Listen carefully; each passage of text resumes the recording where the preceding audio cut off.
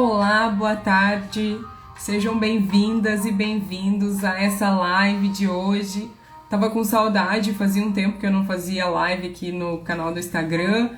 Então já vou dizendo vocês que estão chegando aí, a gente tem um convidado super especial hoje para fazer um debate sobre um tema extremamente importante, uma luta que a gente está fazendo aqui em Curitiba para denunciar o racismo e implementar políticas que têm o poder de transformar isso. E o nosso convidado é um dos grandes nomes que debate a questão do racismo estrutural no Brasil. Então fiquem aí, vão compartilhando essa live. Tenho certeza que vai ser muito importante, que a conversa que a gente vai fazer hoje vai ser assim excepcional. Então peço que vocês vão chegando, tenham paciência enquanto eu trago aqui o nosso convidado e vão mandando essa live aí para os amigos, para pessoas que vocês consideram que seja importante debater essa temática, ouvir sobre essa temática. Também podem mandar perguntas, então quem está entrando, quiser tirar dúvidas, quiser mandar perguntas, sugestões, pode ir mandando aí no chat e a gente vai tentar responder todo mundo hoje. Enquanto isso, a gente está ouvindo um jazzinho aqui e eu vou trazer o Silvio para cá.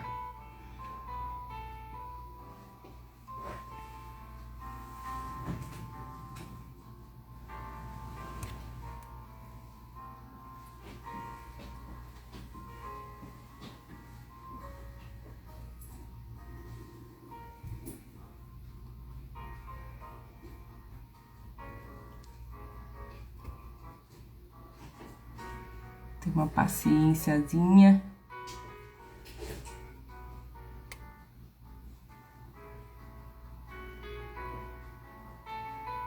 Ele já está online. Já enviei o convite. Vamos esperando aqui. O tema da nossa live hoje é cotas raciais para Curitiba, racismo estrutural e violência política de gênero. Já enviei o convite, só estou esperando o nosso convidado entrar.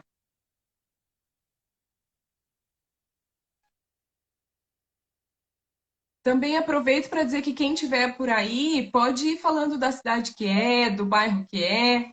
Fala nos comentários de onde você é, de onde você, enfim, veio aqui para esse canal do Instagram. Se já conhece o Silvio, se já conhece a Carol. E vou pedir mais uma vez para vocês irem compartilhando.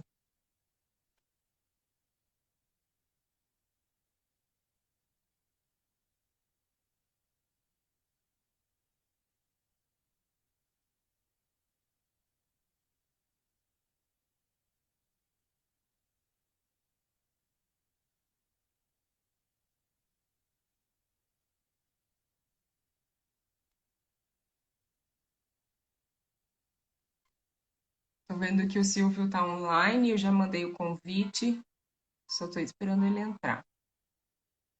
E aí, pessoal, como é que vocês estão? Tudo bem? Tava com saudade de fazer as lives aqui no Instagram.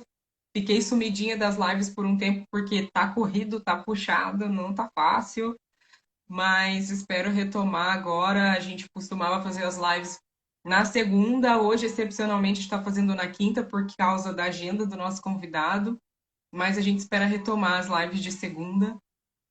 Então, vai comentando aí se você estava sentindo falta das lives, que outras conversas que a gente pode fazer. Podem mandar sugestão também de convidados que a gente pode chamar para debater aqui com a gente.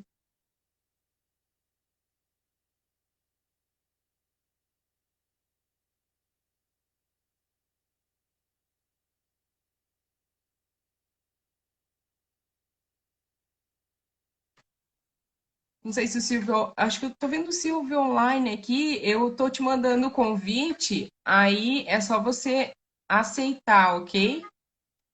Tô enviando novamente.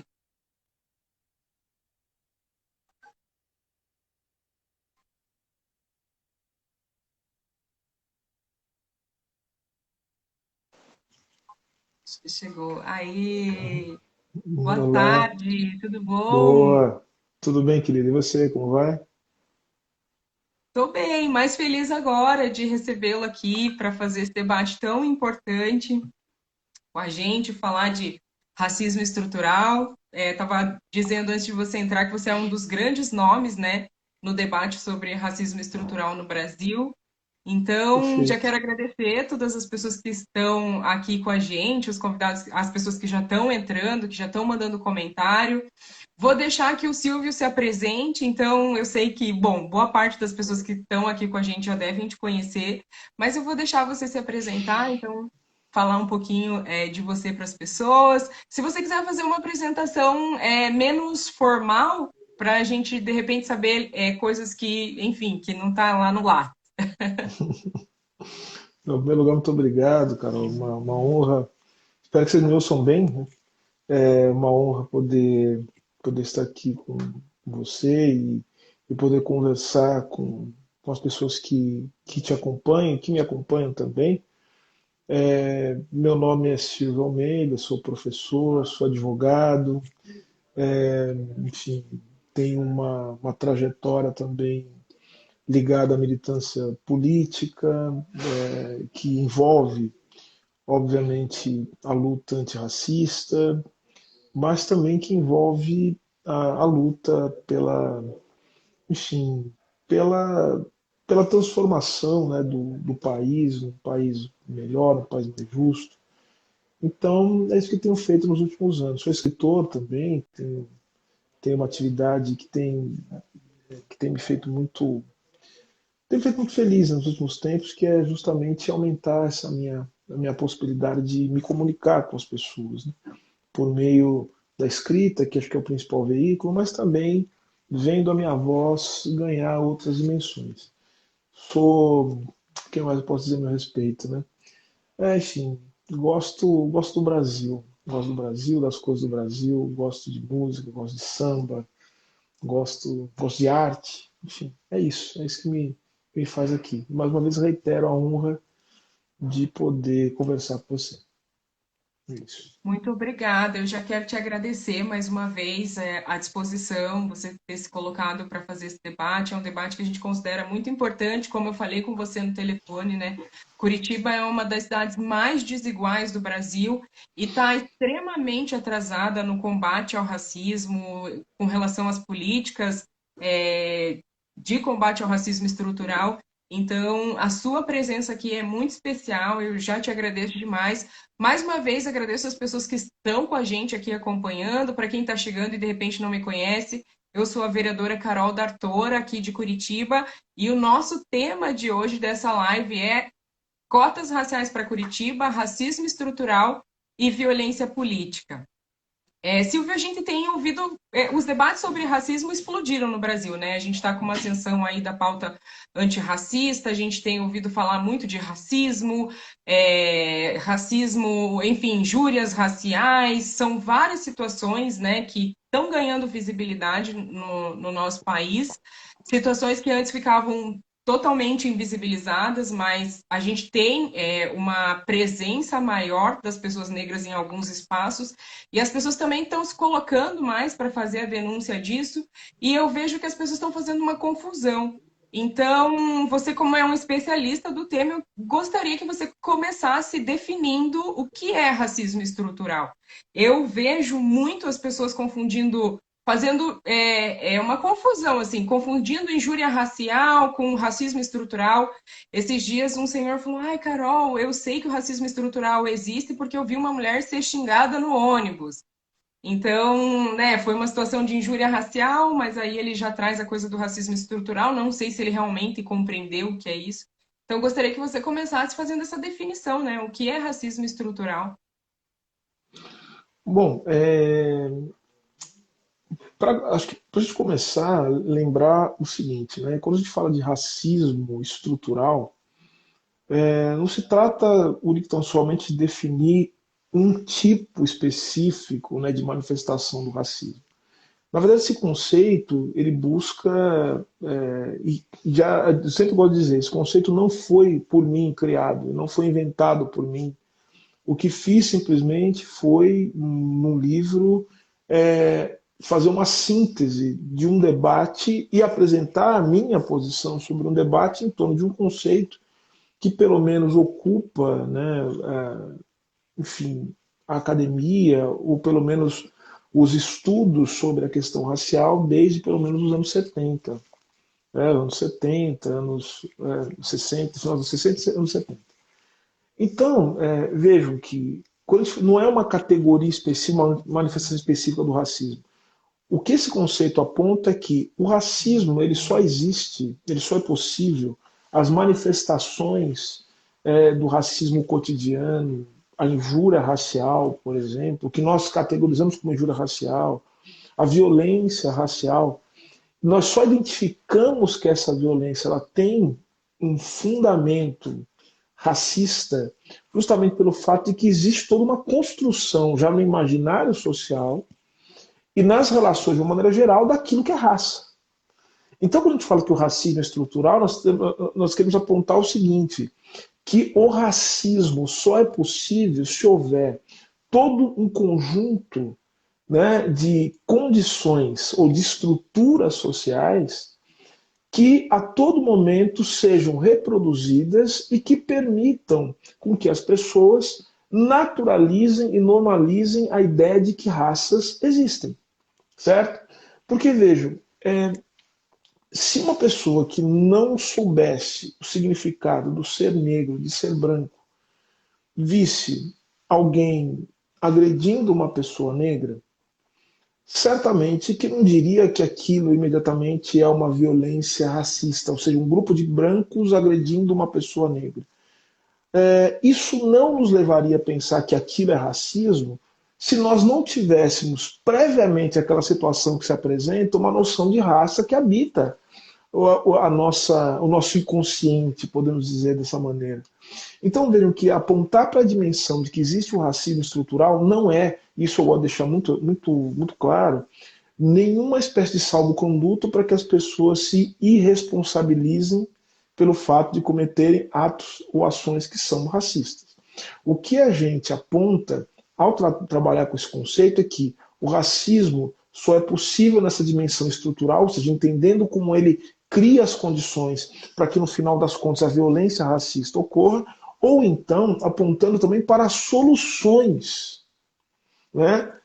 Ou para as formas de combater o racismo que passam não apenas pelo direito penal, que não passam apenas pela educação, no sentido de tentar convencer as pessoas de que elas não devem ser racistas, passa por uma mudança nas estruturas sociais, ou seja, se você não combater as formas de desigualdade econômica que permitem com que, ao final, as pessoas negras sejam aquelas mais afetadas pela desigualdade, você não tem como combater o racismo na sua dimensão mais profunda, que é justamente a estrutural. Se você não estabelecer formas de reorganização do poder político, da atuação do Estado, você não consegue combater o racismo na sua dimensão mais profunda, que é estrutural. Se você não mudar os mecanismos de constituição ideológica, eu estou falando aqui das formas de representação, estou falando dos meios de comunicação, eu estou falando da maneira com que as pessoas aprendem na escola, a maneira com que os negros e negras são retratados, enfim, das mais diferentes maneiras. Se a gente não disputar isso, a gente não consegue combater a dimensão ideológica do racismo, que é estrutural. Se a gente não pensar em como as estruturas jurídicas elas permitem cada vez mais a reprodução da raça como um parâmetro de diferenciação humana, dá contra o racismo estrutural. Ou seja, não se trata única e simplesmente de negar, né, a ideia de que os indivíduos eles não possam cometer atos e que eles têm que ser responsabilizados por isso. É muito pelo contrário, Carol, se é que estou me fazendo claro. Quando você aponta para a dimensão estrutural do racismo, é aí que as pessoas ficam mais responsabilizadas ainda, porque a responsabilidade não passa única e simplesmente por mudar o comportamento individual, mas passa por você mudar o seu comportamento e prestar atenção como os seus comportamentos, até aqueles que você acha mais normais, como eles são também parte de uma estrutura social que reproduz ações, atitudes, atos discriminatórios e que tem a raça como elemento fundamental. Então acho que é isso, né? Ou seja, é apontar para uma dimensão mais complexa do racismo, e não só do racismo, mas apontar para uma dimensão mais complexa de como a sociedade ela se organiza em torno da questão racial de certa maneira. Não estou querendo dizer que o racismo é o único elemento, mas é um dos elementos fundamentais, sem o qual a gente não consegue compreender como a sociedade se constitui, como ela se reproduz. É isso. Nossa, perfeito. Eu aqui em Curitiba, como já falei, a gente está fazendo essa luta muito grande para denunciar esse racismo estrutural, né? Que é esse sistema de opressão que se reproduz cotidianamente e que a gente consegue, inclusive, observar, né? Isso é observável. Se as pessoas realmente fizerem uma análise criteriosa de como a nossa sociedade se organiza, de como as coisas estão postas, isso, inclusive, é observável. E aí, aqui na Câmara de Vereadores, a gente propôs esse projeto de cotas, né, que é uma ação afirmativa, uma política de reparação, e trazendo esse fundamento de que essa política ela ataca essa questão do racismo estrutural na cidade. Então, que a gente precisa implementar essa política, a gente está atrasado para implementar essa política, e eu fazendo essa discussão, denunciando o racismo como um sistema de opressão, fui acusada recentemente de ser racista reversa, de ser criminosa, inclusive, fui acusada de ser criminosa por estar acusando as pessoas de racismo. E como você trouxe muito bem, né, não é só uma questão individual, não passa só por uma questão individual, não estava acusando ninguém individualmente de racista, mas sofri essa acusação. Então, eu gostaria que você falasse também desses mecanismos que a gente vê como parte disso que é a tentativa de invisibilizar esse sistema de opressão, coibindo as nossas falas quando a gente traz a denúncia e propõe mecanismos de, enfim, mecanismos que podem combater, mecanismos de transformação.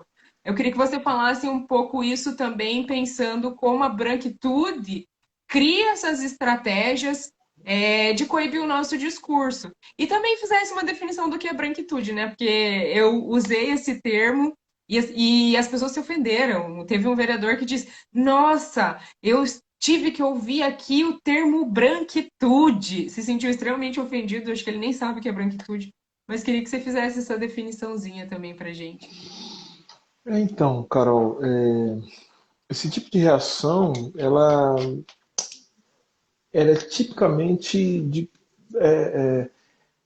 é tipicamente de pessoas, né, que são constituídas a partir desse lugar em que a raça se torna um parâmetro de classificação dos indivíduos, mas que não conseguem se perceber dentro dessa lógica, nem em outras palavras, né? A raça e o racismo, né, funcionam muito bem justamente quando você não tem que refletir e pensar a respeito disso. Quando você é chamado a refletir a respeito do seu pertencimento racial, a respeito da existência de conflitos raciais, certamente isso causa uma série de incômodos, porque você mexe justamente com aquilo que o processo tem de mais delicado, que é essa normalização de situações que se dão até mesmo na ausência de um tratamento do problema, né? Ou seja, é, é melhor não falar sobre isso. E quando se fala sobre isso, obviamente isso causa um incômodo muito grande. Eu não vou dizer que todas as pessoas que não poderiam fazê-lo, né? Dizer que todas as pessoas que reagiram dessa maneira, elas são pessoas deliberadamente racistas ou criminosas. Mas eu posso dizer que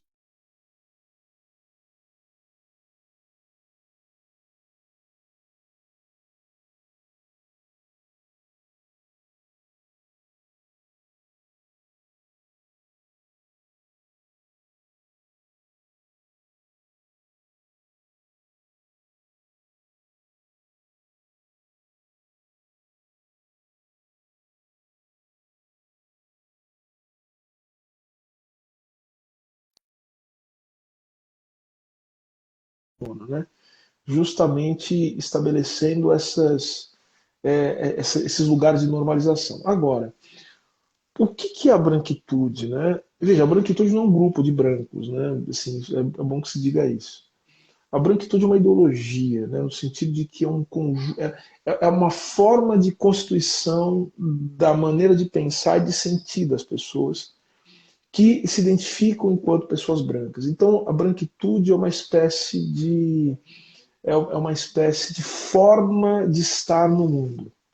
Os brancos estão no mundo a partir da sua branquitude, ou seja, a partir desse lugar que os coloca, que os estabelece, independentemente da sua vontade, porque não é uma questão de vontade, que os estabelece, que os coloca no mundo dentro de um lugar, dentro de uma condição, e que eles não têm que pensar sobre a questão racial. A raça não é uma questão, eles se tornam a regra, o padrão, o parâmetro, eles se tornam o ponto de partida e o ponto de chegada, né? Ou seja, eles se tornam a corda e a caçamba do mundo, né? Ou seja, eles vão dar a medida de como o mundo deve ser, e eles se colocam nessa posição. Eu costumo dizer, né, que ser branco é justamente não ter que pensar sobre a maneira com que racialmente você é constituído. E essa é a maior característica. Então, vejam que o branco só passa a pensar sobre as condições de constituição da sua subjetividade, do seu modo de pensar, de agir, do seu modo de ser, quando ele é confrontado justamente, né, com essa sua própria condição. Então, quando você chega como vereador e fala o seguinte, olha, a gente precisa pensar na questão racial. Isso deve incomodar profundamente, principalmente as pessoas cuja vida, cuja carreira, cuja maneira de se organizar no mundo foi toda feita a partir desse lugar de ser branco. Né? Então, certamente com a sua presença, né, como a minha presença em certos lugares, isso, né, a gente sabe como funciona. Isso incomoda profundamente as pessoas que se veem num papel de ter que questionar, de colocar em questão esse lugar natural em que a branquitude, ou seja, como conjunto, né, de ideias, de forma de ver o mundo, de sentir o mundo, se estabeleceu. Então, acho que a branquitude é isso. Então, a branquitude não é uma ofensa, até porque alguns dos maiores teóricos sobre a branquitude, né, são pessoas brancas. Né? Quero citar aqui o nome da minha amiga, a professora Lia Weiner Schuckmann, né, que brasileira, que Eu escreve sobre conheço, isso, né? A Lia ela Schuckmann já escreve esteve sobre aqui em branquitude. Curitiba. Pois é, ela é uma especialista, não temos os maiores especialistas, ela, Maria Aparecida Bento. E no exterior nós temos o nome de Vrom Uer, né? Vrom Uer, que é uma mulher branca, que escreve sobre branquitude, inclusive a companheira do Paul Gilroy, né? Escreve sobre isso. Né? De tal sorte que os estudos sobre, que eles chamam de whitenesses, né? Ou seja, os estudos críticos sobre a branquitude, foram e muito resultado de pesquisas feitas por pessoas brancas que, ao invés de estudar os negros, resolveram estudar a si próprios como pertencentes também a um parâmetro racial, né? Como pessoas racializadas, mas racializadas a partir desse lugar de ser branco. Então, isso é a branquitude. Né? Então, se ofender em relação a isso, diz muito mais sobre como a pessoa é, se sente em relação ao mundo e como ela está absolutamente tomada por esse lugar, sem possibilidade de pensar sobre si mesmo, do que necessariamente sobre aquilo que você diz. Né? Então, é um problema muito mais da pessoa do que você que usou o termo. Né? É uma questão também em relação da ignorância, enfim, mas é isso. Sim.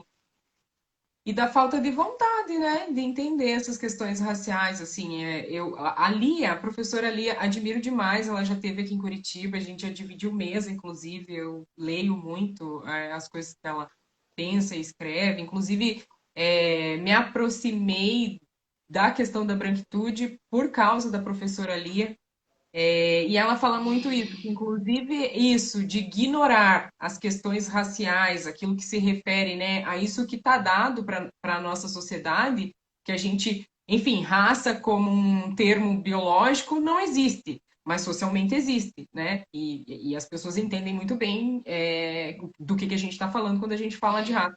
Mas que isso não está posto para os brancos e o fato deles ignorarem isso faz parte desse universo, faz parte desse conjunto ideológico da branquitude, que é, que é acreditar que não precisa, né? Que não precisa Cara, entender sobre relações étnicas, que não. Enfim, é mais Carol, perfeito. se você me permite, eu queria fazer algumas considerações sobre o que você falou agora a respeito do ignorar. Assim. Vamos lá.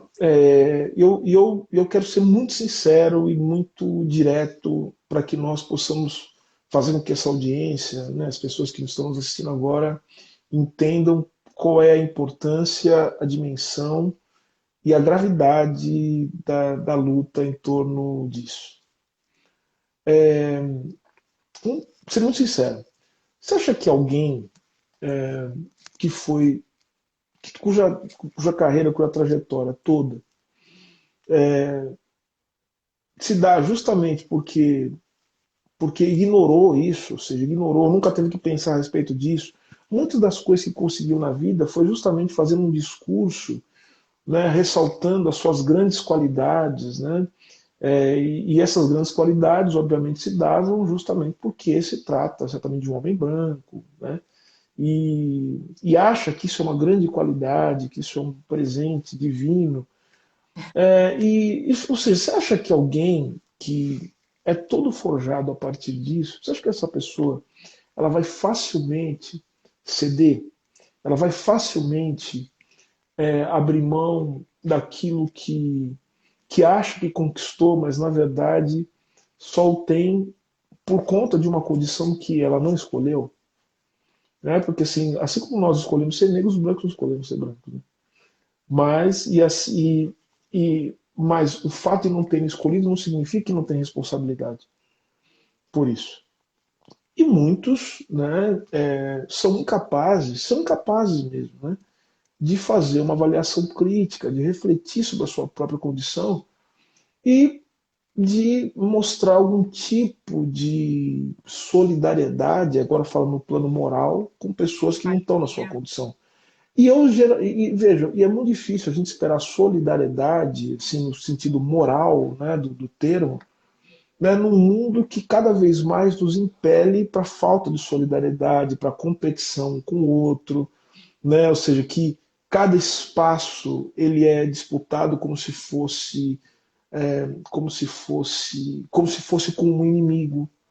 Então, assim, Carol, a gente não pode ter nenhuma ilusão. Eu não tenho nenhuma ilusão em relação a isso que você é vista, Sim, por mais cordata, por mais educada, por mais disposta ao diálogo que você seja, como inimiga por muitas dessas pessoas. Né? Assim, e eu falo isso até para conclamar todas as pessoas que aqui nos veem para o fato de que você precisa ter redes de solidariedade, de apoio e de cuidado. Você sim, precisa disso. Todos nós precisamos. Mas eu estou falando isso porque muitos dos nossos irmãos e irmãos esquecem disso. sim, Né? Se esquecem disso. De que é preciso que haja rede de solidariedade, de apoio, né, de confiança. Porque não se exatamente. trata de uma questão simples. A gente não está falando simplesmente de pessoas que não querem conversar com você. Estou falando de algumas pessoas que querem, que gostariam que você sequer existisse. E muito menos ocupando o espaço que você ocupa, né, na Câmara dos Vereadores de uma cidade como Curitiba. E nós sabemos, né, qual é a história do Paraná e a história de Curitiba. Né? Sabemos Exatamente. disso. E, não, é uma história que não é uma história fácil para o povo Não. negro, para as pessoas. Né? Não é fácil para os trabalhadores, de uma maneira geral. O povo negro, a gente sabe muito bem como funciona. Então vejam, eu tô chamando a atenção disso, mais uma vez, por que é importante pensar no racismo na sua dimensão estrutural? Sabe por que é importante? Porque isso nos tira a ilusão de que essas pessoas elas vão simplesmente se convencer se nós fizermos um discurso bonito. Não. É preciso que nós tenhamos estratégias políticas. Isso é uma disputa, isso é um conflito. Se trata, portanto, de uma reunião de estratégia, mas ao mesmo tempo de demonstração de força política. É um embate, certo? Então eu fico muito feliz de ter me chamado aqui, já desde agora me coloco à disposição para fazer parte desse embate político e Nossa, também de mobilizar todos os meus, é, os meus aliados, os meus colegas negros e brancos, também que já se convenceram de que não é possível construir um país decente, um mundo decente, se a gente não se mobilizar, para que nós entremos juntos nesse embate. Se trata de um embate político. Se trata do fato de que algumas pessoas simplesmente não querem que você ou eu possamos existir, e muito menos existir ao lado deles, ocupando um espaço como o Ocupando o espaço que mesmo nós espaço. ocupamos. O mesmo espaço com as mesmas prerrogativas, porque do ponto de vista jurídico você é tão vereadora quanto eles.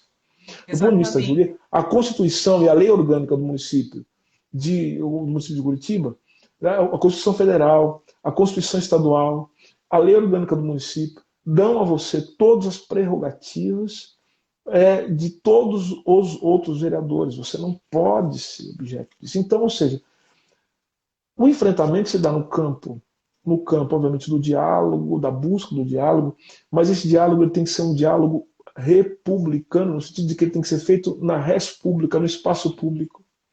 É Perfeito. preciso que haja espaço. Esse diálogo não é um diálogo que se faz, né? É um diálogo que se faz com essas pessoas em lugares que não são republicanos. Republicanos, eu digo, claro, todo diálogo que você fizer vai ser um diálogo republicano, mas eu quero dizer um republicano no sentido de que ele tem que ser feito na esfera pública, para justamente para que essas pessoas e as contradições que elas apresentam no discurso, que é um discurso atravessado pelo racismo, seja desmascarado. E que haja pessoas que, junto com você, tenham a formulação teórica, mas a formulação política de mostrar para essas pessoas que elas não vão ganhar, né? Elas vão perder, porque o Brasil não é aquilo que elas acham que o Brasil é. Elas já perderam, elas vão pensar nisso. Né? Ou seja, sabe do que elas perderam? Nossa. Elas perderam, inclusive, porque você é vereadora. Você é vereadora. Elas, Uhum. têm que elas vão perder. E se resistirem, vão perder muito mais. Porque esse diálogo vai ser feito republicanamente, na esfera pública, em que todos nós vamos acompanhar o que está acontecendo. E nós não vamos deixar barato. Porque é o seguinte, nós não estamos falando coisas que não fazem sentido, falamos coisas que fazem sentido. Ter formulação teórica, formulação acadêmica. E faltando formulação acadêmica, nós temos também força política. Esse é o ponto. Então, é um debate político em todos os sentidos, que envolve o Totalmente. convencimento da esfera pública, mas envolve também o embate, a demonstração de força. A Sim. demonstração de que eles não vão poder te calar. E que as consequências da tentativa de calar elas vão ser duras também. Porque da mesma maneira Sim. que eles podem utilizar a máquina do judiciário, que eles podem usar a força política, nós também sabemos usar. Porque nós temos condições técnicas, políticas de fazer a mesma coisa. Eles acham que podem judicializar, nós também podemos fazer. Eles acham que eles podem colocar a gente na rua, nós também podemos pôr. Então, eu acho, a gente não pode ficar na ingenuidade de que essas pessoas vão ler o meu livro, vão ler o livro de alguém e vão E automaticamente se vão convencer. Não, entender. porque a coisa não se dá no campo da consciência. Não se trata, eles não é questão de ser alfabetizado ou não, saber ler ou não. A questão é uma forma de constituição diante do mundo. Eles são atravessados por condições materiais, inclusive, porque, vejo, muitas dessas pessoas, a posição que elas ocupam depende da exploração de pessoas negras. Exato, e nem estariam Então, ali fosse o contrário. Eu então elas acho dependem. sensacional isso É que uma você questão traz. material, é uma questão material. Então, assim, a gente não pode ficar na ingenuidade de achar Não. que a nossa Que é só disputa ignorância. não, e que não E é que é uma ignorância. ignorância inocente. Não, essas pessoas Não, estão na mas faculdade. não tenho Né? Eu essa tenho certeza ilusão, que você assim. não tem. Daí que eu estou Quando falando eu. para o seu público. Eu estou falando para o Ah, seu sim. público. Para que eles entendam que aquelas pessoas que apoiam você têm que apoiar você politicamente. Não é só Sim. fazendo tweet, ficar lá o dia inteiro no tweetando, ficar no Instagram o tempo todo. É bom estar no Instagram, a gente está no Instagram agora, não assim, é É uma uma contradição, mas ao mesmo ferramenta. tempo não é. É uma ferramenta que a gente tem que usar, assim, a gente sabe a quem pertence, a gente sabe a confusão que isso é, a gente sabe o papel que essas redes sociais representam também na distorção política, na desinformação, a gente sabe disso, né? Na criação de estereótipos, imagens sobre nós negros, a gente sabe como é que funciona. Só Sim. que assim, é, a gente está no mundo de contradição, e não é possível a gente estar no mundo de contradição sem a gente participar dessa mesma contradição. Né? Aí a gente pensa Exatamente. criticamente justamente para denunciar essas coisas. Então, para as pessoas que estão ouvindo a gente agora, para elas entenderem o seguinte: essas pessoas, para além do indivíduo, Carol, que precisa não por conta das suas fragilidades, mas por conta da sua força. Nós somos atacados por conta da nossa força, e não por causa da nossa fragilidade, não somente. Você é uma pessoa muito forte, você é uma mulher muito forte, de muito valor. E é justamente por isso que é preciso proteger, Sim, cuidar de você. é Por causa da exatamente, importância que você tem para nós, para o Brasil. Porque é de Curitiba para o mundo. exatamente. Eu só digo que eu não tenho essa ilusão, né, de que é uma ignorância inocente. Quando eu falo que eles ignoram, não é uma ignorância inocente, é como se fosse um fingir ignorar. E isso a professora Lia traz muito bem quando ela diz na pesquisa dela que ela pergunta para os brancos, né, você gostaria de ser tratado como as pessoas negras são tratadas no Brasil? E os brancos dizem, não, não gostaria. Ou seja, é o reconhecimento de que essa condição impõe sofrimento, impõe uma outra forma de ser tratado que não é boa. E aí, e logo que ela termina de fazer essa pergunta, que eles respondem que não gostariam de ser tratados como os negros são tratados no Brasil, ela pergunta: então você é a favor de uma política como cotas? Aí eles dizem: não, não, todo mundo é igual. Então é esse ignorar que não é um ignorar inocente, né? Que não é um ignorar.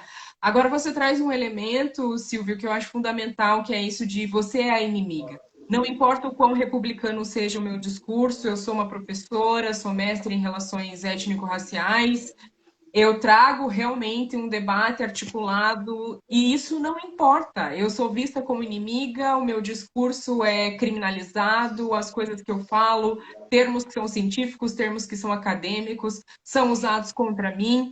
Então, eu acho muito boa essa perspectiva de que você traz, que realmente, né, ali dentro eu sou incômodo e que tenho que demonstrar força política mesmo. E é justamente isso que a gente tem tentado fazer, construindo essa rede. Inclusive, já te agradeço enormemente, assim, por você se colocar para fazer parte dessa rede. Essa política é importantíssima para Curitiba e para demonstrar essa força política mesmo. Eu quero falar mais um pouquinho, né, dessa questão da violência Claro. política e da política mesmo de cotas, mas antes quero agradecer as pessoas que estão entrando aqui, estão mandando muitos comentários, tem muita gente assistindo a live, eu agradeço muito. A gente ainda está na metade do debate, então vocês podem ir compartilhando. O Silvio está dando um show, assim, ó, desculpa não ser tiete, mas assim, tô fã, então dando um show realmente aí na argumentação maravilhosa e nessa visão da estratégia política que a gente tem que ter. Mas quero agradecer aqui a galera que está mandando um salve, cumprimentando a gente. A consultoria Aguilera comentou, Black Divas presente. A Pseudo Bruxa está dizendo, oi, Carol, minha vereadora. A Ana Lu, historiadora, está dizendo, boa tarde, Ana Lúcia. Estive em Curitiba e conheci pessoalmente a Carol e sua equipe de trabalho. Axé para essa live, sou de Maringá. A Samanta está dizendo, já li racismo estrutural 2 vezes. A Lulu está comentando, aqui no Rio Grande do Sul não é muito diferente, até por se tratar da região sul do país, infelizmente a gente tem essa especificidade aí nos estados aqui do sul. O Edilonson está falando, o futuro do BR na mesma live. A Jaice Brasil comentou, net tremendo. A Maria Costa está dizendo um exponencial, toda a minha reverência. Professor Silvio, o senhor é demais. O Edu Valim está dizendo muito obrigado por me apresentar, Carlos Puebla. O Anderson Prego, de Colombo, é vereador lá em Colombo, um homem negro também, está dizendo boa tarde, estou vereador em Colombo e estou acompanhando o debate. Muito importante trazer à tona o racismo estrutural, pois é a partir disso que se impede o racismo mais profundo. Tem a Vida na Vida do Rio de Janeiro, também dando parabéns. Tem outros comentários, eu vou tentar ler na sequência. Mas para retomar aqui o debate, só a gente está tratando de racismo estrutural, cotas raciais para Curitiba e violência política. O Silvio já deu uma boa pincelada aí na questão das estratégias políticas e essa coisa da violência que venho sofrendo por fazer o discurso que faço. Mas para a gente retomar o debate, eu vou trazer alguns dados aqui, né, para a gente continuar a conversa. Então, no século XVIII, mais de 40% da população de Curitiba era negra. Atualmente, de acordo com o IBGE, a população negra em Curitiba representa 20%, ou seja, a população negra daqui foi substituída por pessoas brancas trazidas da Europa, um contexto muito parecido com o Brasil todo, mas houve realmente uma especificidade aqui no estado do Paraná, especialmente na cidade de Curitiba, de segregação socioespacial mesmo. Uma mesma pesquisa do Instituto Etos, com as 500 empresas de maior faturamento do Brasil, aponta que negros são 57 a 58% dos aprendizes a trainee, mas na gerência eles são 6%. No quadro executivo, a proporção é ainda menor, apenas 4,7%. E o mapa da violência de 2021 e 2019, os negros representavam 77% das vítimas de homicídio no Brasil.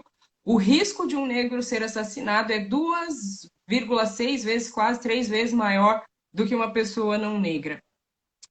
Então, quero agradecer novamente as pessoas que estão nos acompanhando, continue compartilhando aí. E agora eu pergunto, Silvio, um outro tema assim, muito importante que a gente ouve muito você falar, inclusive estava ouvindo um discurso seu sobre a implementação de cotas, acredito que na USP. Eu vi um vídeo hoje, e você fazendo uma defesa sobre as cotas. Aqui em Curitiba, o primeiro projeto de lei, como já falei, né, que eu protocolei foi esse de cotas para a população negra e indígena da cidade. O projeto já foi aprovado na CCJ, já foi aprovado, que é essa comissão a mais importante, né, ali, que teria o poder de arquivar o projeto, mas foi aprovado por unanimidade.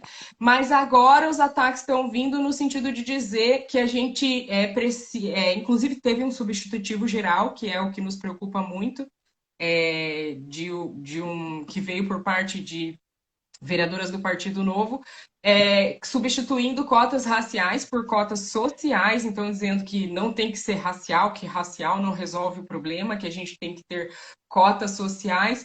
Ela argumenta que cotas raciais vão beneficiar só as pessoas negras que tiveram mais acesso a estudo, que tiveram mais condições, e que se as cotas forem sociais, inclusive ela faz um recorte que tem que ser para as pessoas que tiveram pouco acesso, que têm pouca escolaridade, o que a gente vê como muito problemático, porque inclusive impede aquilo que é o desejo desse projeto, porque nos serviços públicos aqui em Curitiba, a presença de negros é ínfima e eles estão nos mais baixos cargos e nos mais baixos salários. Se a gente adota essas cotas sociais, considerando só as pessoas que tiveram menos escolaridade e menos acesso, a gente continua no mesmo quadro. Né? Porque a gente vai preencher, porque as pessoas que tiveram mais escolaridade, que poderiam acessar cargos mais altos, salários mais altos, inclusive preencher aí o quadro da administração pública, onde a gente tem uma escassez da população negra, né? Curitiba, você conhece Curitiba, né? Visualmente incomoda. É uma cidade, assim, a maior parte das pessoas, amigos que eu tenho, familiares que são de outros estados, quando vêm para Curitiba, ficam horrorizados, assim. Porque aqui a coisa é mais explícita, mais violenta, e o quadro da administração pública não é diferente. Então, se a gente tem esse substitutivo, a gente, na verdade, promove essa manutenção dessa desigualdade racial que já é observável. Então, eu gostaria que você falasse um pouco dessa questão das cotas sociais. Hoje também eu ouvi um podcast do Mano Brown com o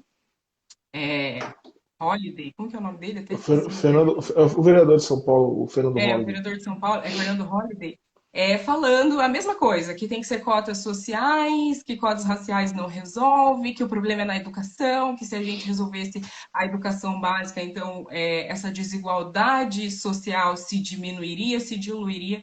Então, eu gostaria que você fizesse esse contraponto, sabe? Eu entendo que não é esse o caminho, mas queria te ouvir sobre isso. E também que as pessoas que estão nos acompanhando possam ouvir também. Tá. Bom, só que você fez uma observação inicial. O vídeo que você viu provavelmente é um vídeo de 2012, 2011, 2012, em que eu fazia um discurso na Assembleia Legislativa de São Paulo, numa sessão chamada pela Comissão de Educação, que à época era presidida pela deputada Alice Brandão, e eu representante da Frente Pro Cotas, que reunia uma série de movimentos sociais, né, enfim, tanto o movimento negro como o movimento pela democratização da educação, eu tive a honra de ser escolhido para me manifestar, né? Isso resultou também na redação de um projeto de lei.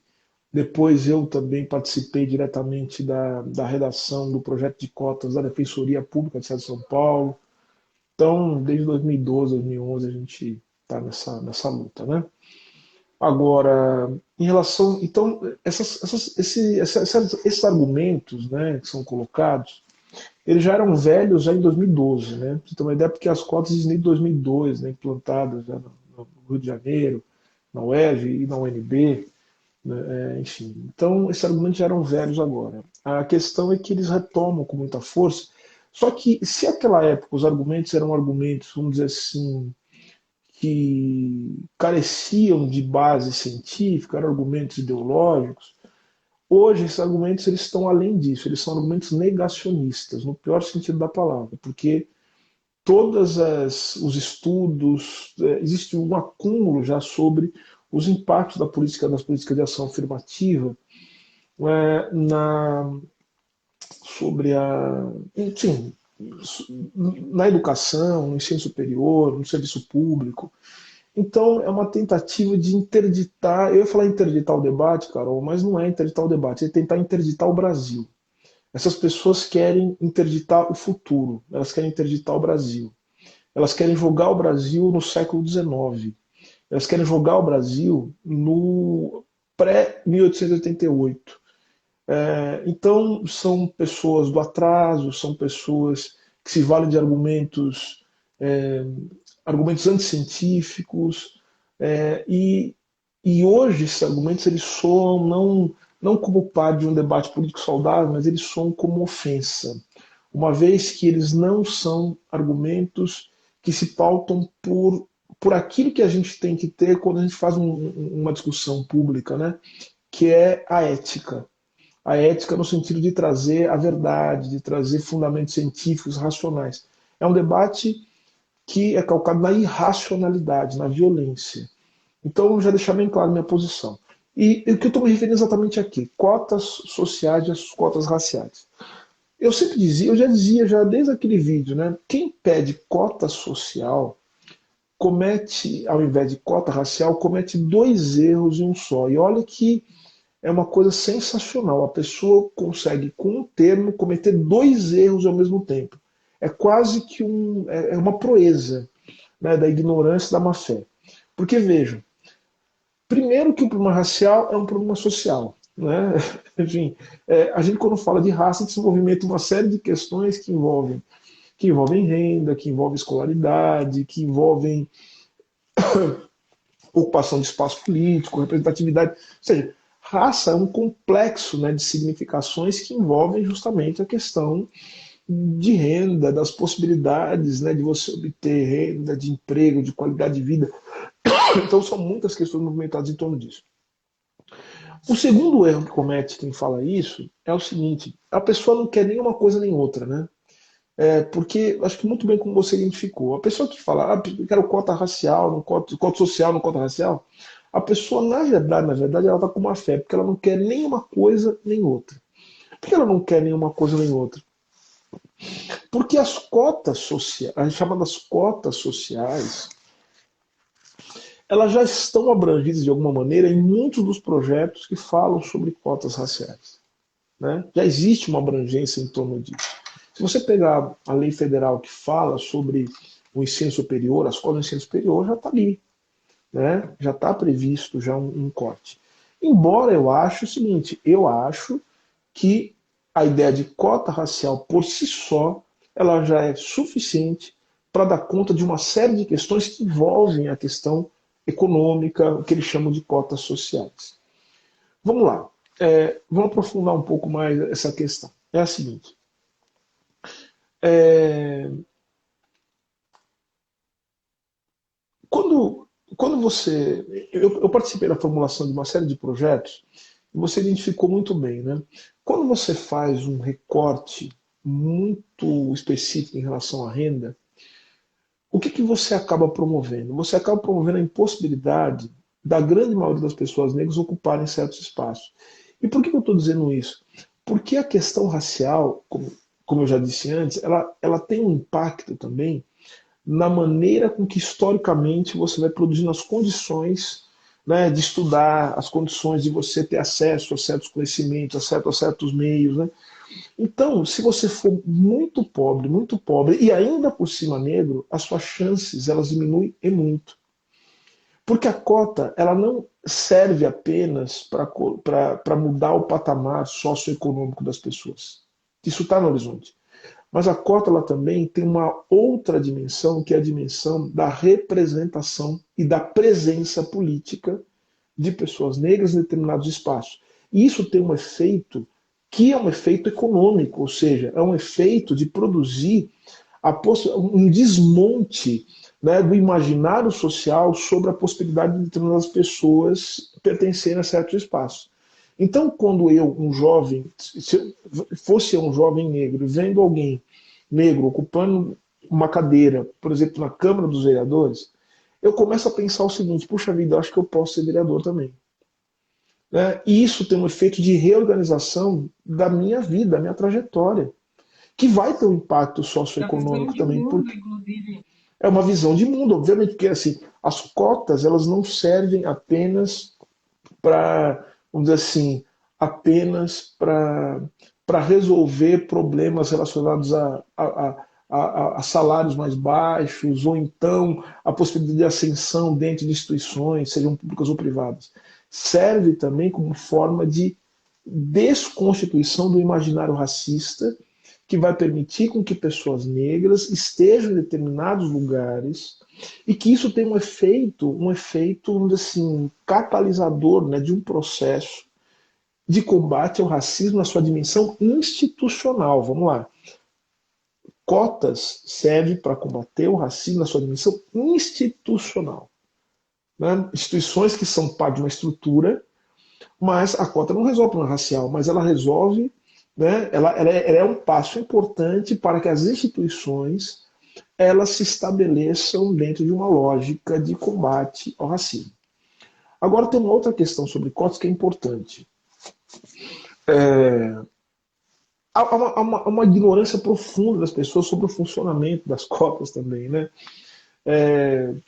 Que é o seguinte: quando você pensa em política de cotas, você tem que pensar em três dimensões da política de cotas. Primeiro, a dimensão política, né? Ou seja, as políticas de cotas raciais elas fazem parte de um rol, né, de políticas públicas que a gente dá o nome de ação afirmativa. Ações afirmativas são políticas públicas de promoção da igualdade. Então você tem ação afirmativa. A ação afirmativa ela tem um caráter político no sentido de que o Estado brasileiro, no caso, ele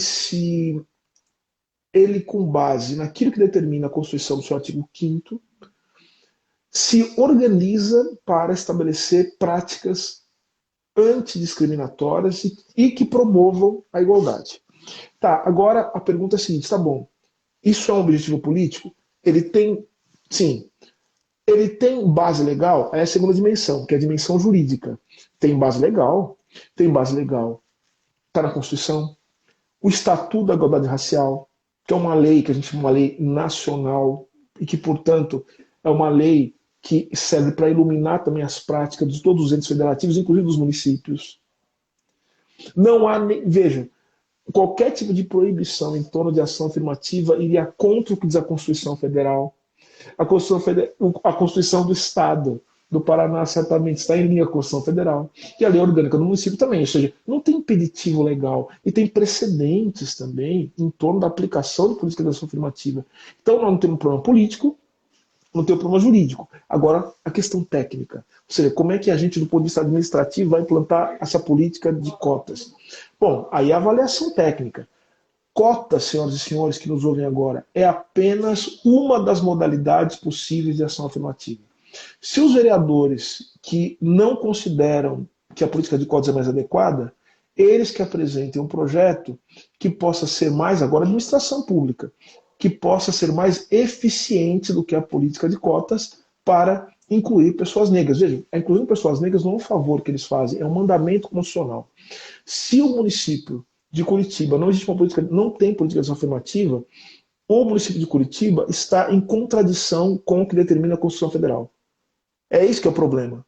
O problema é isso, ou seja, não ter política de ação afirmativa depois de tudo que aconteceu nos últimos anos, depois de decisões pelo Tribunal Federal, depois de toda a experiência acumulada no Brasil, depois dos resultados, significa que quem não tem política de ação afirmativa está violando a Constituição Federal.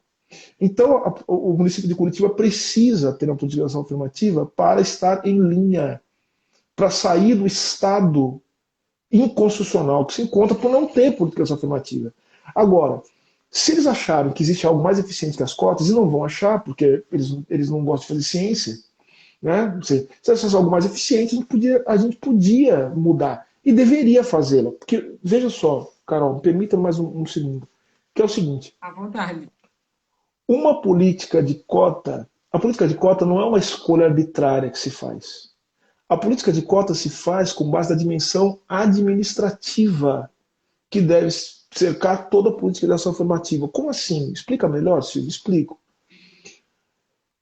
Do ponto de vista administrativo, a política de cota ela deve servir ao princípio da eficiência.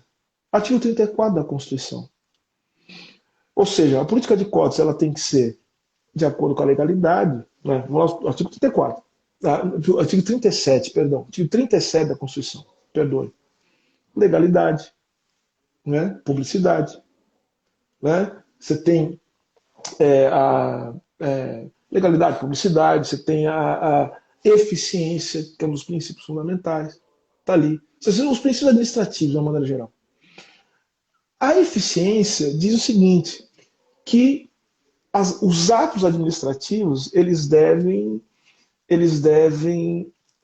buscar o máximo resultado com o mínimo de recursos. O máximo resultado com o mínimo de recursos.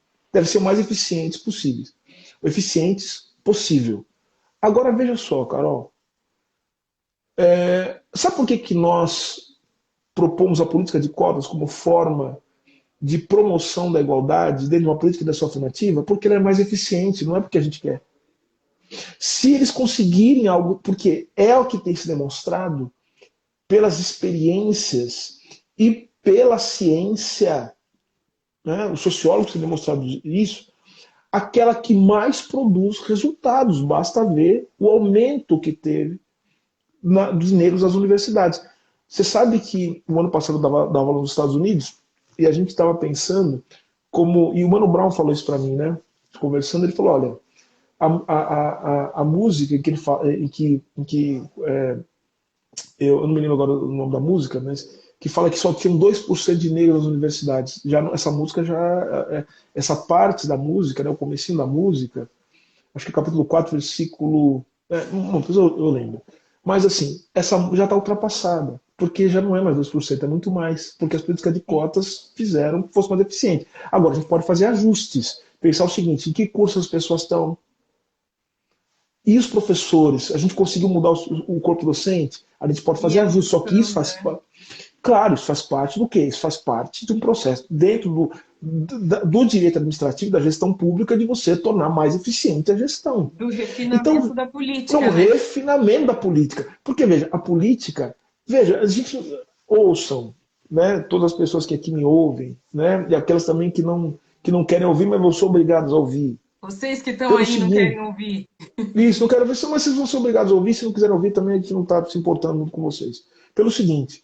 A grande questão e óbvio, a gente quer dialogar, mas assim, há diálogos, a gente não pode ter ingênuo, tem gente que não quer conversar com a gente. Então vejam, a questão é, querendo ou não conversar, política de ação afirmativa é mandamento constitucional. Ou seja, é uma determinação da Constituição. Isso está, veja, isso está na Constituição e está em várias decisões do Supremo, e a doutrina, ou seja, que as pessoas que escrevem, porque não sabem o que é doutrina, as pessoas que escrevem sobre direito constitucional são unânimes em afirmar. Ou seja, as políticas de ação afirmativa são parte de um mandamento constitucional, de uma obrigação do Estado brasileiro de combater a desigualdade. É artigo 5º, artigo 3º da Constituição e outros lugares da Constituição em que isso vai aparecer. Do ponto de vista político, né, a sociedade brasileira tem demonstrado isso. Gente, vejam, a gente, política econômica, vamos lá, de economia política.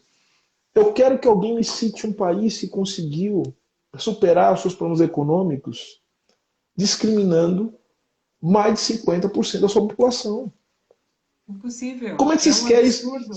como é que vocês querem sair da miséria, da pobreza, vocês estão falando de combate à pobreza? Bom, o pessoal desse partido que você citou, eles não estão preocupados com isso. Isso aí eu já sei. Não tem ilusão. Né?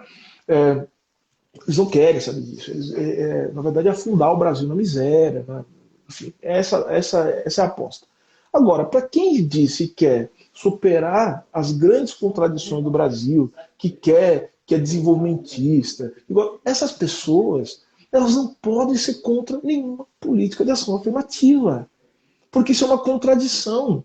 É um Ser contra a absurdo. política de ação afirmativa e, ao mesmo tempo, a pessoa dizer que quer desenvolver o país. Isso é impossível. Sim. Então não adianta vir com negacionismo de cota social contra cota racial. Isso é uma ignorância. Desculpem, eu vou usar um termo aqui com muita educação, né? Mas é um termo, eu vou até, para ser fino, vou falar em alemão. É um termo chamado Dummheit. Dummheit, em alemão, quer dizer burrice. Burrice. E burrice não é porque a pessoa não tem condições de entender as coisas. Na verdade, ela tem mecanismos psíquicos, né, que podem estar muito ativos de negação da verdade do conhecimento. Então nós estamos sob o domínio da burrice. Né? E A negação burrice e racismo. intencional. Isso, é o Dummheit, né? Eu tô querendo ser fino, né? Dentro da filosofia, pegando o Adorno, né? O Adorno, quando fala de Dummheit, Dummheit é burrice, é a negação, é a recusa do conhecimento. E o Adorno, quando fala de Dummheit, sabe do que ele está falando, Carol? Ele está falando do fascismo, está Sim. falando do E, nazismo. infelizmente, a gente está É lidando a, com posicionamentos é a, fascistas ne, e é é a aquilo que você estava negação. falando, a gente tem que lidar republicanamente com posicionamentos É, fascistas. Na realidade, é isso que está acontecendo. Mas entendam o que eu estou chamando de republicanamente. Eu não estou falando de chamar fascistas para dançar uma valsa. Eu estou falando porque é para colocar o debate dentro da esfera pública. Exato. Tá? É isso A que chamam de gente tem feito republicano. Eu não estou exatamente com esse essas esforço. ilusões republicanas, não, porque nós vamos fazer tudo. Não, Puxar o eu estou debate, dizendo. daquele debate que ficava incrustado ali, velado, e pôr na cena pública. A gente tem feito exatamente esse É esforço. isso, é um debate público. E aí nós temos que Uhum. reconfigurar o que é público. Nós temos que trazer a população pobre, trazer os negros, trazer a população indígena, trazer as Exato. pessoas, os trabalhadores, mostrando para eles o seguinte: a gente não tá, veja, a gente não está lutando por nós. A gente está lutando por algo pelo país, é algo muito maior. Não tem jeito desse país ser um país decente se a gente não der conta disso. Política de ação Maravilhoso. afirmativa não é uma Achei. política para. A política de ação afirmativa é uma política nacional. Nacional. É uma política para o Brasil, para o futuro do Brasil, para os negros, para os brancos, para todo mundo. Se a gente Exatamente. não se der conta disso, a gente vai afundar o Brasil. Essas pessoas querem Vai. afundar o Brasil com esse argumento. Então vamos lá. Política de cota. Olha só como é que eu costumo dizer. É o seguinte: cota é como se você tem que pendurar um quadro na sua casa. Qual que é a maneira mais eficiente de pregar o quadro? Você vai pegar uma chave, você vai usar a chave de fenda para pegar um quadro na parede com prego? Você vai usar um martelo, na verdade? Então é o seguinte: a cota é a escolha entre a chave de fenda e o martelo. Eu não veja. A questão é, eu quero pregar o quadro na parede. E eu preciso pregar o quadro na parede e eu preciso bater o prego. Você não vai bater o prego com chave de fenda, você vai bater com martelo. O que eu quero dizer com isso? Quero dizer o seguinte: escolher entre cotas e outros métodos depende daquilo que eu pretendo fazer de maneira mais eficiente. Pode ser, e há casos na literatura em que as cotas elas não são as formas mais adequadas de combate à discriminação. Porque, por exemplo, dando um exemplo aqui, se você tem, se você tem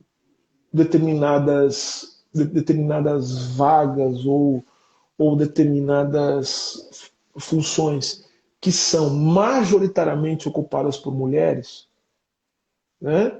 Majoritariamente ocupadas por mulheres negras, por exemplo, por que você vai instituir uma cota de 50%? Você percebeu, então? Se as minorias que você quer atingir já Daí não estão faz ali sentido, né? muito mais representadas. Não faz sentido um negócio desse. Mas em outros casos é fundamental que se faça isso. E às vezes a cota sozinha não é suficiente. A gente precisa da cota, precisa ter uma pontuação extra, precisa de repente colocar um cursinho. Porque a gente está fazendo Uhum, política para as pessoas, e não é só. Veja, é para as pessoas, é para melhorar o país. sim. Né? Então há muita distorção, muita desinformação, muito dano raio, muita burrice em torno disso, recurso do conhecimento, Sim. produzido de maneira deliberada, e é contra isso que a gente tem que se levantar. Não dá para a gente, mais uma vez, não é Inaceitável. teu. Não dá. É inaceitável, assim, e mais. Eu diria o seguinte: as pessoas que estão insistindo nisso são anti-brasileiros. Não gostam do Não, é Brasil. um absurdo, é exatamente Não, isso que você falou. não Como é gostam, que a não gente vai gostam, querer combater não uma gostam. desigualdade negando metade da população? Não faz nenhum sentido. São pessoas que não gostam do país. Não gostam do Mas Brasil, não hoje, gostam do até país. quero dizer que o Mano Brown, né, que você citou também, é maravilhoso. E é um podcast que ele já tinha feito há um tempo, mas eu estava ouvindo hoje. E ele falando com o Fernando Holliday, eu vi que todo o discurso que o Fernando Holliday trouxe ali para dizer que não deveria ser cotas sociais, e sim, que não deveria ser cotas raciais, e sim sociais, e que o problema está na educação. Toda a argumentação que ele trouxe é exatamente a mesma argumentação que foi trazida para cá, né, nesse substitutivo geral que eu coloquei. Mas eu vi Muito elementos ruim. assim que realmente é um absurdo, né? Você considerar que você negar o problema do racismo para achar que vai combater negando. Realmente a gente não consegue. É essa insistência mesmo que você traz do Adorno, essa insistência na negação daquilo que está posto, um exercício antirracional, né? Silvio, antes É da gente isso. terminar, que eu sei que está dando horário aqui, eu vou só cumprimentar algumas pessoas, eu vou te fazer mais uma pergunta. Aliás, eu já vou fazer a pergunta, mas você segura aí, depois você responde, você já deu uma passada por ela. Que é, combater o racismo beneficia a quem? Né? Porque muitas vezes parece que combater o racismo é um problema nosso das pessoas negras, que a superação do racismo só beneficia a nós, então que a gente está aqui falando do nosso problema, das nossas questões, essa compreensão, assim, eu sei que é uma compreensão errada, mas ela está posta, ela existe. Que eu estou aqui tratando do meu e do seu, do nosso problema, que combater o racismo é nosso problema e que a superação do racismo só beneficia a nós. Então, eu gostaria que você falasse por que combater o racismo pode beneficiar a sociedade como um todo, né? Queria que você tratasse disso. Mas antes, só retomando aqui, para as pessoas que estão chegando agora, tem muita gente assistindo a live, fico muito feliz. Eu sou a vereadora Carol D'Artor, aqui de Curitiba. A gente está fazendo um debate sobre racismo estrutural, cotas raciais para Curitiba, e a gente, para finalizar, vai entrar na questão da violência política, mas já estamos encaminhando para o final. Estou aqui com o professor, doutor maravilhoso, autor do livro famoso Racismo Estrutural, debatendo com a gente. Só vou ler alguns comentários. A Martina, cantora, está dizendo: não faz 5 minutos que entrei e já dá para ir por cantinho para pensar. A Mirtes Renata está dizendo: eu só vim entender que meu filho sofreu racismo depois. Que dor, que crime. A professora Maria Ângela dos Santos: uma honra vê-lo e ouvi-lo, professor Silvio. A Jessi está dizendo: a ofensa tem um sentimento de perca de privilégios que a branquitude garante. A Drica está dizendo: que aula, quanto aprendizado, que satisfação ter a oportunidade de ouvir o professor Silvio e a Carol juntos. A Mirani está dizendo: parabéns pela live. O Matheus está dizendo: Carol necessária. O Railar BR está dizendo: satisfação poder ter a oportunidade de ouvir o professor Silvio. Aproveito para mandar um abraço para um coletivo de mulheres negras, Black Diva, que eu estou vendo aqui, já mandaram vários comentários. Um abraço, elas são de Londrina. A Aline Ramos está dizendo: Carol, que orgulho, admiração. A Juliana também está dizendo boa noite. Boa noite, professora Carol. Gentileza, salve. E tem um pessoal de Arapongas também mandando abraço. Tenho certeza que tem outros comentários, mas, gente, eu estou aproveitando aqui o máximo, né? Essa aula que eu também estou tendo. Professor Silvio, eu queria, inclusive, te pedir, se você puder, né? Se você puder, me fazer a gentileza que seria de grandíssima ajuda, que é me mandar um texto falando desses 3 pilares que você colocou do projeto de cotas, porque a gente acredita que esse projeto vai a plenário agora em novembro, aqui na Câmara de Vereadores de Curitiba. Vai ser um ganho para a cidade, é assim um sonho que esse projeto seja aprovado e eu vou ter que fazer essa defesa. Estou me preparando espiritualmente, inclusive, para enfrentar, né, esses argumentos que você sabe aí. Fora todo o contexto de violência política que tá grave, assim, tá difícil. Então, eu queria, se você puder me mandar um texto, né, que possa me ajudar nessa defesa, que traga esses 3 pilares da administração, da técnica, da Política, constitucionalidade que você trouxe.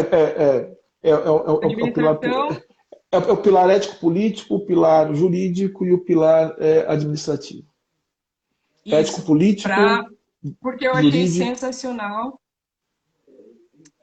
para a gente construir essa argumentação, inclusive desdobrar, né, em outros materiais que a gente possa divulgar aqui pelo Estado, bem importante. Então, se você puder fazer mais essa gentileza, eu agradeço. E agora eu passo para você para a resposta, né? Beneficiar quem a gente combater o racismo? Sim, na verdade eu vou repetir aquilo que eu já disse, né? Assim, o combate ao racismo, a eliminação do racismo, a eliminação da raça, né? Ou seja, com esse parâmetro de classificação beneficia, né? Falando aqui da nossa situação específica, o Brasil. O Brasil ele não pode superar as suas grandes mazelas, caminhar para um país melhor. Não estou dizendo nem que para resolver todos os problemas do Brasil, que vão além do Brasil, mas o Brasil ele não pode pensar se caminhar nessa direção se a questão racial não for colocada como uma das questões centrais. Eu acho que vai ser inevitável para qualquer, falo isso, por circunstâncias da nossa, do nosso país, né, que a gente está vivendo hoje, qualquer presidente, seja ele quem seja, presidente, presidenta, que queira mudar o país e que queira dar uma direção do país na superação, veja, a superação do que foi feito nos últimos anos, tá? Assim, não estou nem falando da série histórica, né, do horror que é a história do Brasil que ela encerra. Estou falando só nos últimos anos, tá? Quiser apontar para uma outra direção de um país minimamente decente depois dessa destruição que tem sido provocada nos 2 últimos governos, né? Eu falo do governo Temer e do governo de Jair Bolsonaro, inevitavelmente vai ter que colocar a questão racial como um dos pontos fundamentais do seu programa de governo, e numa dimensão estrutural, tá? Não é simplesmente colocando um negro ali, outro aqui, numa pasta sem orçamento, sem possibilidade de interferência, Para dizer que tem um sem, negro lá. sem possibilidade de interferência, né, nas políticas, nas políticas de Estado e também nas políticas públicas de uma maneira geral, ou seja, tendo a questão racial como um dos eixos organizadores das políticas de Estado, do planejamento estatal, planejamento econômico do Brasil. Isso aí não vai ter jeito. Então, quer dizer, repito, o que a gente está colocando aqui não é só uma reivindicação, né, do grupo ao qual nós pertencemos, somos pessoas negras. Mas estamos colocando aqui um elemento fundamental de análise dos problemas sociais do Brasil. O Brasil não tem como caminhar, né, a não ser que esteja caminhando na direção de um precipício, aí sim, né, mas caminhar para outro lugar, uma outra direção, que não seja um precipício, se o Brasil não colocar essa questão como uma questão fundamental e central. E nesse sentido é interessante que os municípios, os estados, enfim, eles deem esse passo, né? Eles deem esse passo, porque vai ser um passo necessário. Então eu falei, é fundamental para o Brasil. Outros autores, pensadores, pensadoras já diziam isso antes, né? Falavam como uma questão racial, uma questão central para o Brasil. Eu estou falando aqui de Florestan Fernandes, eu estou falando aqui de Guerreiro Ramos, estou falando de Lela Gonzalez, Clóvis Moura, tantos outros e tantas outras, né, que eu poderia citar aqui. Para além disso, eu acho que o combate ao racismo é uma luta da humanidade, né? Se um dia nós temos que criar alguma coisa que pareça, que possa ser chamada de humanidade, nós vamos ter que pensar em como superar a raça, superar o racismo, superar toda essa tragédia que tem sido provocada já há muitos séculos, né? Acho que é isso, ou seja, a nossa luta é para construir uma humanidade possível. Perfeito. A nossa luta é para construir uma humanidade possível. Eu quero agradecer muito as pessoas que ficaram conosco até agora. Quero te agradecer mais uma vez. Muito obrigada, professor. Além de sentir, né, essa força mesmo, saber que, enfim, que essa nossa luta não é de agora, né? É uma luta histórica, que essa política de cotas é uma política formulada, né, pelo movimento negro há muito tempo. E, enfim, né, além de sentir, né, essa força, te agradeço demais por ter aceito esse convite, por ter se colocado. Aprendi, inclusive, muito, durante essa conversa aqui. Quero agradecer as pessoas, né, que ficaram aqui, que mandaram perguntas, que mandaram seus comentários. Pedir para as pessoas nos acompanharem nessa luta. Então, quem não me conhece ainda, quem não conhece o projeto, que quer acompanhar, me siga aqui nas redes sociais, é @caroldartora13. A gente está realmente buscando justamente angariar essa força, dar essa visibilidade máxima para o projeto. Isso que você traz, eu achei muito importante, né, essa construção dessa rede e realmente acredito muito nisso. A gente tem buscado articular, construir essa rede. Inclusive, a pessoa que nos colocou em contato, né, a doutora Rita, defensora, que tem sido uma parceira muito especial. A gente fez uma audiência pública aqui para falar desse tema, para falar de racismo estrutural e cotas com desembargadoras, juízas, professores universitários, defensores, advogados. E a argumentação que saiu de alguns vereadores é que a gente passou 2 horas na audiência os chamando de racistas. Então, é como se. Então, é isso, essa perspectiva que você colocou mesmo, né? Nós somos o inimigo, não importa o quanto, por mais polido, articulado e científico, acadêmico e cheio de razão seja o nosso discurso, existe esse Na elemento verdade, da Carol, disputa. eles passaram, na verdade, eles passaram 2 horas vendo o racismo deles gritar. Sim, Não, sei. permear. Na verdade, foi isso que aconteceu. Foi o racismo deles que gritou, de maneira muito forte.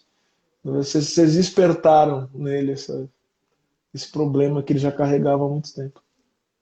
Sim, eu tinha mais uma perguntinha aqui, que era sobre violência política, né? O que que é essa lei que é nova, mas eu acredito que a gente não vai conseguir desenvolver toda essa temática agora, então eu já deixo como um tema para uma próxima live que a gente possa fazer. E quero te agradecer muito e pedir suas considerações finais, aquilo que você deseja colocar aí como considerações finais para a gente encerrar. Não, Carol, primeiro agradecê-la pelo convite, agradecer também a doutora Rita, que tem sido uma grande companheira, uma grande parceira em vários projetos, então fico muito feliz que ela tenha nos colocado em contato. Que seja o primeiro contato de muitos, que possamos continuar esse diálogo. Desde já me Com coloco à certeza. disposição para que possamos permanecer na luta, vivos e com esperança. Obrigado. Sim. Muito obrigada. Pessoal, essa live vai ficar salva aqui. Obrigado por terem ficado com a gente. A gente se vê na próxima. Professor Silvio, muito obrigada. A gente se encontra na luta. Vindo para Curitiba, a gente conversa e quando a gente tiver o resultado da aprovação desse projeto, vai ser convidado para a festa, pode ter certeza. Com certeza, estarei aí. Até Obrigado, querido. mais. Boa tarde.